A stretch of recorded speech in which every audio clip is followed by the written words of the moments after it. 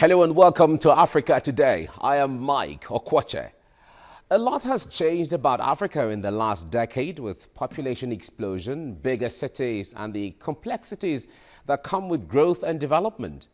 But not so much has changed for conflict resolution on the continent, even as peace talks in South Sudan, the world's youngest nation, continues to swing back and forth like a pendulum. Now, after gaining independence in 2011, the crisis that followed 2 years later has left thousands dead with millions of people internally displaced. What do you make of mediation efforts at ending the conflict in South Sudan? You can share with us on Twitter at TVC Africa Today or send an email to africatoday@tvcnews.tv. We'll take a report now, and Africa Today will continue. Thanks for joining us.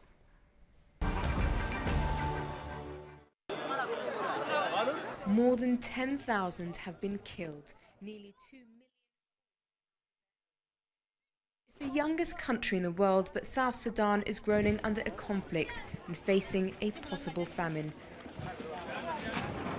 The peace agreement that was to see the end of it has instead left the country in a deadlock. For over 7 months, negotiations have been going back and forth between the rebels loyal to Riek Machar and Salva Kiir's government. 3 previous ceasefire commitments mediated by East Africa's regional IGAD bloc have been broken within hours.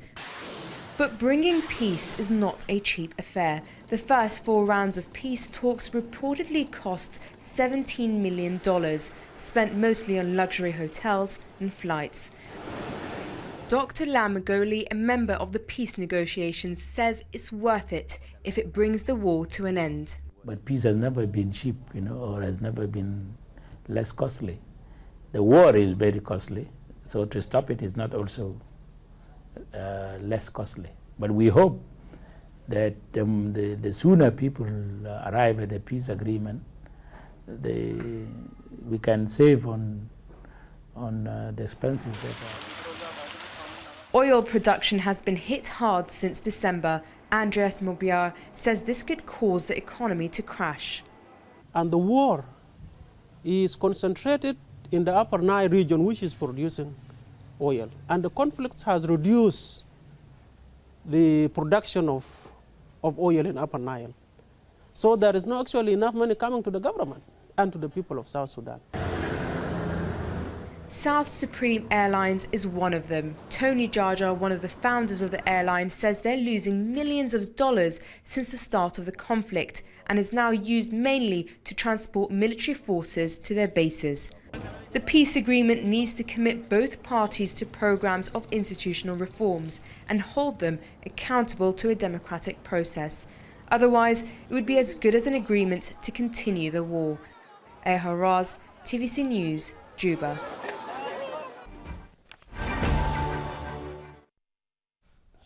Recently, East African mediators came up with a protocol on political transition in South Sudan with recommendations on the way out of the crisis in the country. But former political detainees have described the document imposed by the Intergovernmental Authority on Development, IGAD, as far from credible.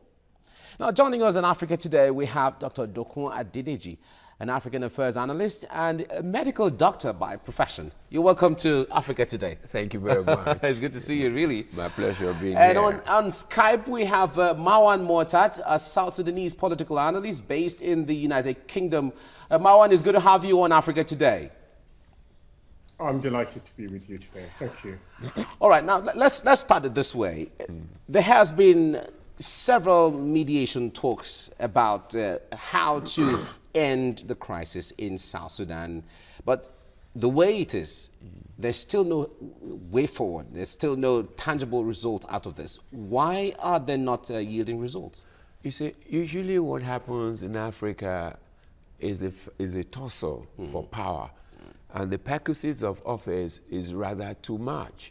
And people who one way or the other find themselves in power never want to leave.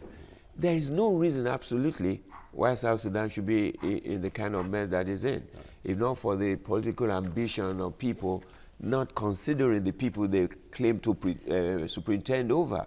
If they take the people into consideration and then think more about the future of the nation, this should not happen. There probably won't be credibility to this or a solution to this until leaders begin to understand that leaders are different from rulers. Until that happens, we're not going to get ahead of it, because it then becomes a bargaining. What do you give to me to this? What happens? And then the tribal conflict, the religious imputation, and all the rest. Those are some of the issues that prolong these problems in Africa. All right. Now, at the time that we're trying to found South Sudan, getting it to become an independent country from Sudan, there was a lot of unity. We saw a lot of motivation. We saw a lot of projection, high spirit. And what went wrong along the line? It's just like anything, permit me to say, African. Because there's usually a block, because they want independence from some people they think torments them. There's a unity of purpose.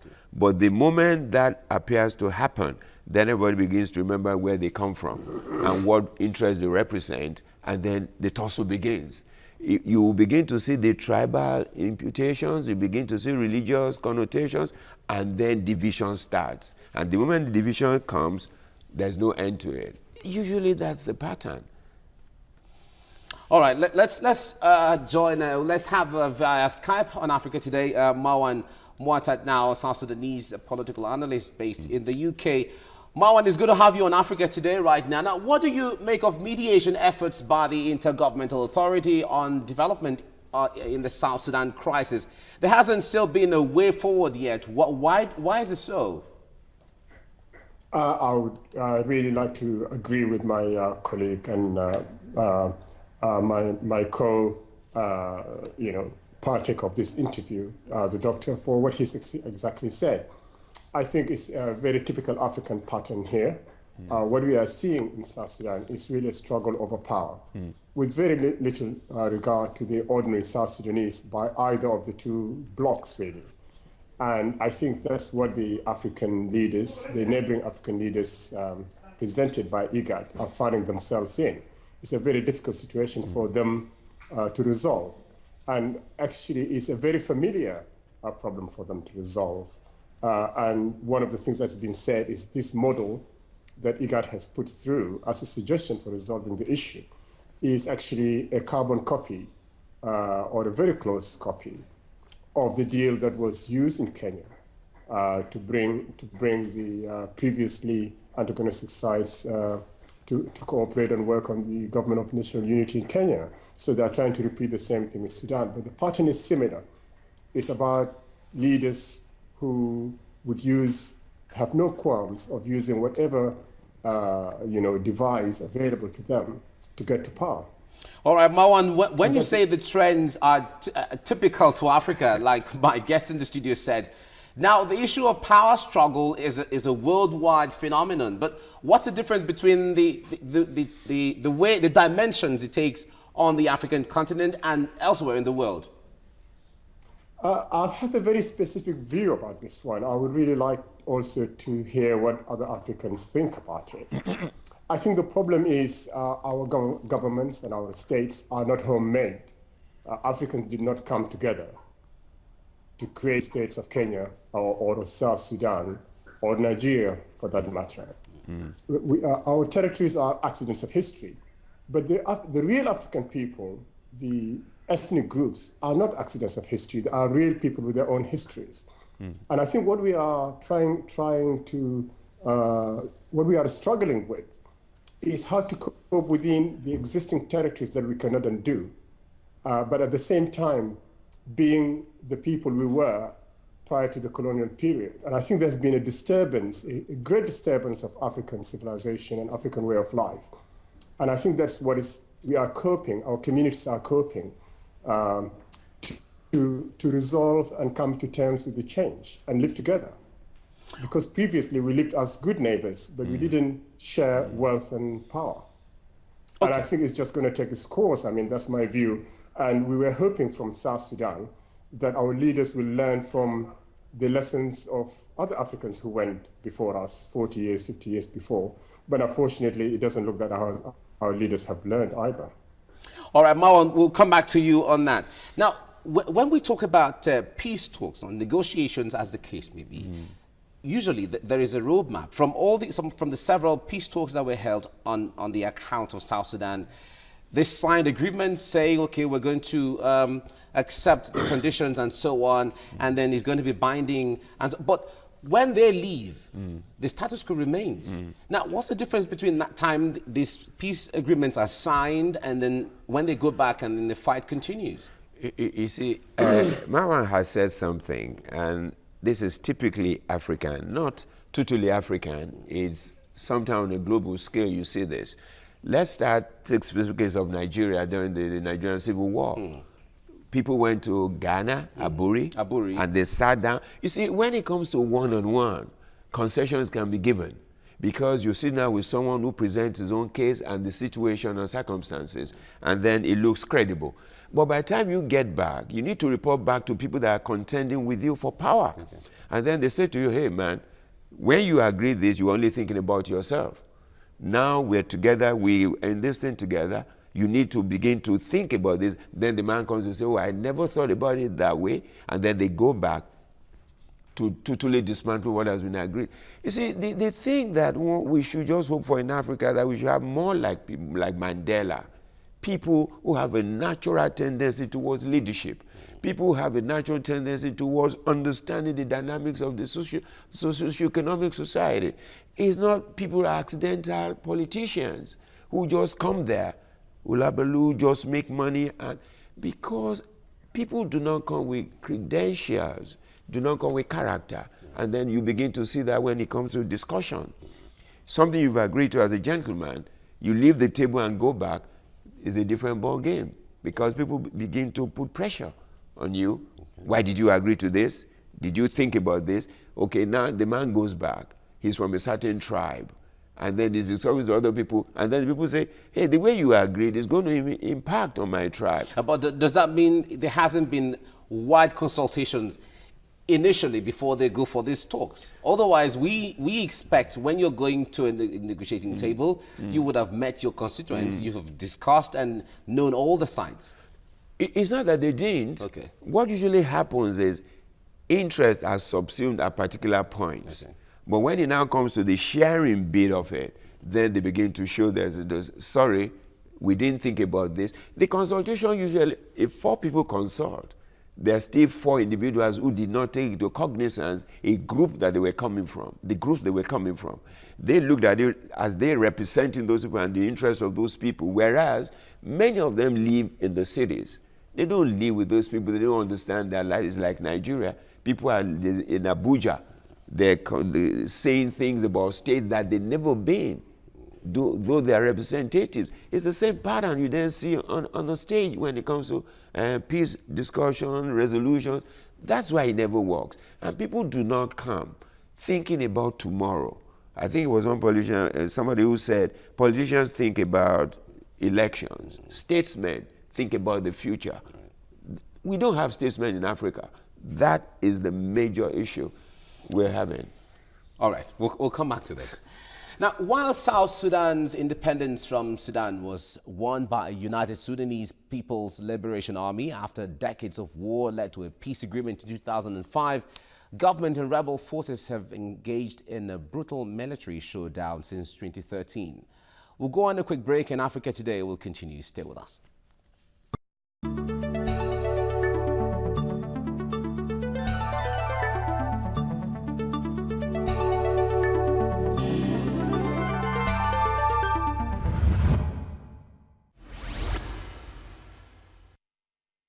All right, human rights groups are concerned that weapons are being used by both government forces and rebels to commit war crimes and crimes against humanity. Now, another source of worry is that 1 out of every 3 South Sudanese is faced with severe food insecurity and hunger. Now, we still have Marwan online. Marwan, let me ask you, first of all, as a South Sudanese, how disappointed are you with the trend and the goings-on back in your country? We are all very disappointed. As you correctly mentioned earlier at the beginning of the program, that there was a lot of euphoria and a lot of hope when we won our independence. That was truly hard fought for more than 50 years with a lot of life sacrifice. So it's definitely very disappointing, and it's devastating really when the news came in December last year that South Sudan was plunging into internal war. So it's terrible news. I agree. All right. Now there are allegations of atrocities being committed from both sides of the warring factions. Now, what kind of signals should we be getting from the ICC at this point? I think, the nature of war in South Sudan is very, very violent, and there's a long history to it. There are a lot of things that are not being discussed relating to the previous war that we fought against the North. And it is really the grievances were accumulated that built up through that struggle within internal pressures, internal divisions among South Sudanese that were basically covered up in order for us to attain our higher aim. But those things never went away, and I think that's why they blew up so drastically and so brutally recently. And until those things are addressed, and there was a lot, when we go back to visit those things, then the human rights abuses that we are talking about today, it started then. There had been a lot of abuses and a lot of destruction among South Sudanese themselves during that war. And I think there is a legacy of this violence. The army, the SPLA is not a very disciplined army, and not a very well-trained armies. So they are easily, attracted by, acts of atrocities against civilians, for example. That is very, very common. So the lack of discipline within the army is really the main reason why why these problems have come to the fore. They've always existed within the SPLA, but the events of last December have really exposed the weaknesses within our own army in terms of discipline and their role as a national army that should protect all citizens, but not individual armies that belong to certain commanders or certain politicians within the overall SPLA. All right, there are calls for arms embargo on South Sudan. What do you think will be the impact of that on restoring peace in South Sudan? I would say no. And the reason is the embargo is not going to happen. Because South Sudan, despite its isolation, is still part of the global family of nations. And there are international interests within the region that are not going to encourage the isolation of South Sudan. So if the Americans are not selling us weapons, or the West is not selling weapons, then Russia will sell weapons, or China for that matter. So this embargo is not going to happen. It's not the way forward. The way forward is for our politicians to sober up, to come to the realization that their personal ambitions are not more important than that of the people. And for them to be able to find a way in which they could coexist. That's how peace is going to come to South Sudan. All right. Now, are you satisfied with the role of the African Union, or maybe the international community, on the efforts towards peace in South Sudan? No, we are disappointed. I don't think the pressure is heavy enough on both sides. There are clear things that are being overlooked or being sidelined, not being addressed really, claims by both sides that are being overlooked. First and for all is the rebels' claim that there were atrocities that had been committed in Juba. And from their point of view, as long as that stands, then the position of their president is not credible. That's their position. Now, from the president's point of view, that position cannot hold. As far as the government is concerned, the rebels under the command of Riek Machar waged a coup, or a coup attempt, within Juba, and they were driven out after 3 days of battle between the two factions.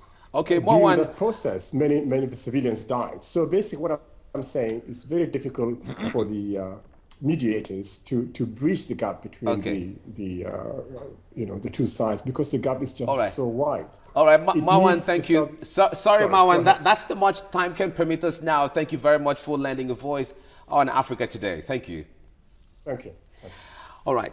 Talking about the African Union and the international community, we're expecting that the crisis in Somalia, crisis in Mali, crisis in Central African Republic, and maybe part of Nigeria should have been so much that international community shouldn't let Sudan plunge into this kind of crisis. You know, there's something that breaks my heart about the fact that Africans think the problems will be solved by externals. Right. It's not going to happen. If I have a domestic problem in my home, if I expect people from outside to solve it, then I'm a joker. Because people never, no matter how much you explain what the problem is, they can't understand because they do not resident, they do not know the fundamental issues that are involved that do not surface at peace discussions. You see, the thing is, for how long will it take Africa to get its home together? Look at the collection of leaders in AU. Show me their credibility. What moral authority do they have, even as their leaders in their own countries? How can they then speak? A man got there by coup making, one way or the other, elections were rigged, and he wants to speak. He doesn't have the moral upstanding to speak in the collective. So when people see the way we behave, the way we treat ourselves, the way we mangle human rights within our community, international community is just going to watch. They're not going to come here, clean your house for you, unless we have a clear pattern of how we want our countries to be. When you watch CNN or maybe your news, and then you see hunger, deprivation, and everything in Africa, and then you see flies flying over kids, and then they're carrying bowls, we become objects just to watch. And people look at us, what kind of people are these? And they have leaders. When we can't do that, for instance, believe me, I don't expect too much from the international community. It's only when we have shown the way. Look at what happened in South Africa. If the South Africans had not put themselves together and said to themselves, this is the way we want to travel, everybody will watch and watch until they destroy themselves. Say, what happened in Burundi and Rwanda? Until Clinton said, I wish I had intervened, is usually after the fact. It is us. The primary responsibility of peace, primary responsibility of safeguarding our independence rests with us. All right, now, there are critical humanitarian crises in South Sudan. Now, as a medical doctor, what's the impact of this crisis now on trying to restore order and trying to restore the social fabrics of South Sudan? Believe me, it's tough. You know, one thing we forget, let me also come from the angle of medicine. When you have kids like that are deprived of normal nutrients, vitamins and all the rest at the early age, they're going to live to be like dunces in future because there are so many things the body needs at that particular time the body can get. And then look at those kids. One, what about the psychological impact of what has happened? They never forget. And usually in future when they begin to behave same manner, we wonder why. Those are the relics of the past. Look, Africa, look at the AU. Is the AU now watching the humanitarian debacle? What is their response? What is the response of nations within Africans to raise a fund somewhere to say when we have this kind of issues, we go intervene? There is none. We expect international community to do everything. They're not going to, look, they're not going to do everything for us. Where is the African force? When there's an issue, who stands up within the African Confederation to tackle it? Humanitarian problems. Are we going to depend on doctors across borders always for everything? Where are the doctors in Africa? Where are the humanitarians? Africa claims to have so much people with money. Where is the money showing? It's showing nowhere. Can't they pull? Should they wait for, like Nigeria, we wait for a crisis to come? There is no disaster fund. All right, but as we get along, what kind of future do you see for South Sudan as we round off? Yeah? For me, I think the leaders need to sit down. What do they want for their people? If it's in the measure of service to who? Is it to these same people you are destroying? They need to sit down and forget about personal interest and say to themselves, if we sort this out, none of us will be in leadership. We can go away and get other people to come and do it. Without those kind of non-partisanship and neutrality, they're not going to get it solved because the divisions are there. And if they don't raise people outside the division, they can't get it solved. That's the tragedy. Yeah, but if this trend continues like this in South Sudan, and the leaders, just like you said, tend to fail the people, is it likely that the young people will come up with an uprising against their leaders, for instance? Is it likely? It is not unlikely. Many times we cause all these Boko Haram, all these Niger Delta militants, it's the socio-economic circumstances that usually cause all this. You remember in Italy, in those days, the Red Army and all those Red Brigade. After a while, people said to themselves, these people are not going to do anything, and we're not going to keep watching them. Then the Inkatha, like in South Africa, when they started having the militant wing, some guys will put themselves together and say, sorry, we're not going to take this, and they will be across borders. And then they will topple these people, destroy them. In the process, there'll be a lot of carnage, but then something has to happen. I don't foreclose that. It can happen. All right. Dr. Dokun Adediji, thank you very much for joining us in Africa Today. My pleasure. Thank you very much. Thank you. We also thank Marwan Muatat for joining us from UK earlier on. Now, for a country that has found itself in a crisis barely 3 years after independence, South Sudan urgently needs an atmosphere of peace to heal the wounds of war. Amidst a worsening humanitarian situation, peace talks have so far failed to find a lasting solution to the political unrest. Now, many say it would take total reconciliation and restoring security and order to rewrite the country's uncertain future. That's our show for today. Keep the conversation going on Twitter at TVC Africa Today. I am Mike Okwoche, and remember, this is Africa. Bye for now.